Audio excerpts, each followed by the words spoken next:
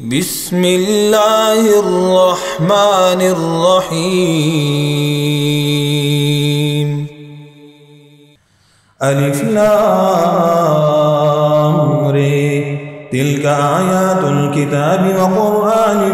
مبين ربما يود الذين كفروا لو كانوا مسلمين ذرهم يأكلوا ويتمتعوا ويلههم الأمل فسوف يعلمون وما أهلكنا من قرية إلا ولها كتاب معلوم ما تسبق من أمة أجلها وما يستأخرون وقالوا يا أيها الذي نزل عليه الذكر إنك لمجنون لو ما تأتينا بالملائكة إن كنت من الصادقين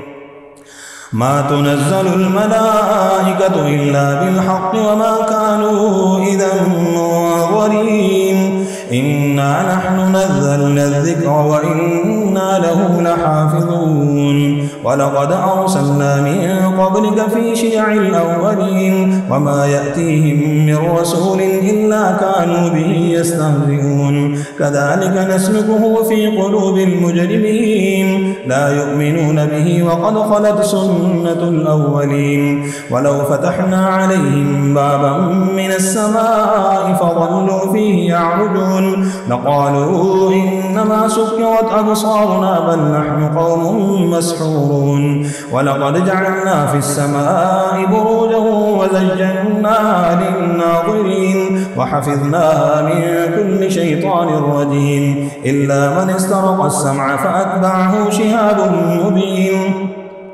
والأرض مددناها وألقينا فيها رواسي وأنبتنا فيها من كل شيء موزون وجعلنا لكم فيها معايش ومن لستم له برازقين وإن من شيء إلا عندنا خزائنه وما ننزله إلا بقدر معلوم وأرسلنا الرياح لواقح فأنزلنا من السماء ماء فأسقيناكم وما أنتم له بخازنين وإنا لنحن نحيي ونميت ونحن الوارثون ولقد علمنا المستقدمين منكم ولقد علمنا المستأخرين وإن ربك هو يحشرهم إنه حكيم عليم ولقد خلقنا الإنسان من صلصال من حمأ مسنون والجان خلقناه من قبل من نار السموم وإذ قال ربك للملائكة إني خالق بشرا من صلصال من حمأ مسنون فإذا سويته ونفخت فيه من روحي فقعوا له ساجدين فسجد الملائكة كلهم أجمعون إلا إبليس أبى أن يكون مع الساجدين قال يا إبليس ما لك ألا تكون مع الساجدين قال لم أكن لأسجد لبشر خلقته من صلصال من حمأ مسنون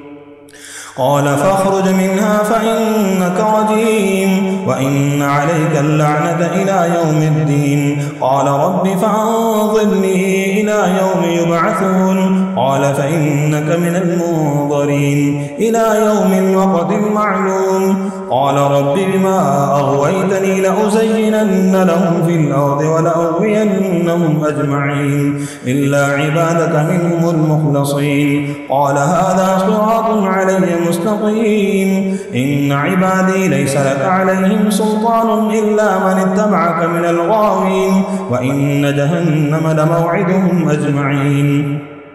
لها 7 أبواب لكل باب منهم جزء مقسوم إن المتقين في جنات وعيون ادخلوها بسلام آمنين ونزعنا ما في صدورهم من غل إخوانا على سرر متقابلين لا يمسهم فيها نصب وما هم منها بمخرجين نبئ عبادي أني أنا الغفور الرحيم وأن عذابي هو العذاب الأليم عليم. ونبئهم عن ضيف إبراهيم إذ دخلوا عليه فقالوا سلاما قال إنا منكم وجلون قالوا لا توجل إنا نبشرك بغلام عليم قال بشرتموني على أن مسني الكبر فبم تبشرون قالوا بشرناك بالحق فلا تكن من القانطين قال ومن يقنط من رحمة ربه إلا الضالون قال فما خطبكم أيها المرسلون قالوا إنا أرسلنا إلى قوم مجرمين إلا آل لوط إنا لمنجوهم أجمعين إلا امرأته قدرنا إنها لمن الغابرين فلما جاء آل لوط المرسلون قال إنكم قوم منكرون قالوا بل جئناك بما كانوا فيه يمترون وأتيناك بالحق وإنا لصادقون فأسر بأهلك بقطع من الليل واتبع أدبارهم ولا يلتفت منكم أحد وامضوا حيث تؤمرون وقضينا إليه ذلك الأمر أن دابر هؤلاء مقطوع مصبحين وجاء أهل المدينة يستبشرون قال إن هؤلاء ضيفي فلا تفضحوني واتقوا الله ولا تخزون قالوا أولم ننهك عن العالمين قال هؤلاء بناتي إن كنتم فاعلين لعمرك إنهم لفي سكرتهم يعمهون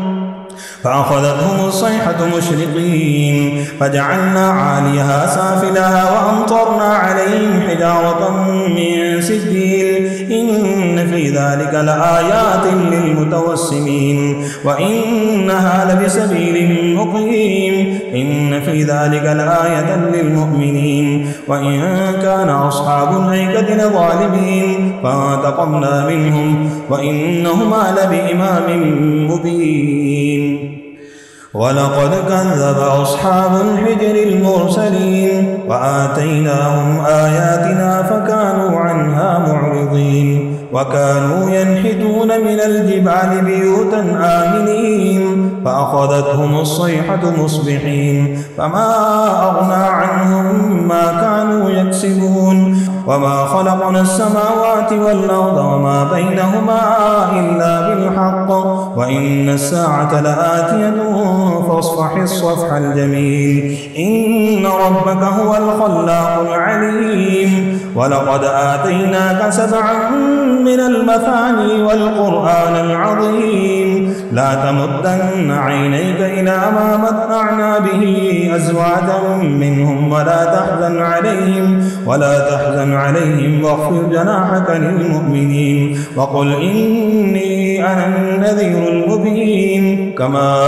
أنزلنا على المقتسمين الذين جعلوا القرآن عظيم فوربك لنسألنهم أجمعين عما كانوا يعملون فاصدع بما تؤمر وأعرض عن المشركين إنا كفيناك المستهزئين الذين يجعلون مع الله إلها آخر فسوف يعلمون ولقد نعلم أنك يضيق صدرك بما يقولون فسبح بحمد ربك وكن من الساجدين واعبد ربك حتى يأتيك اليقين صدق الله العظيم.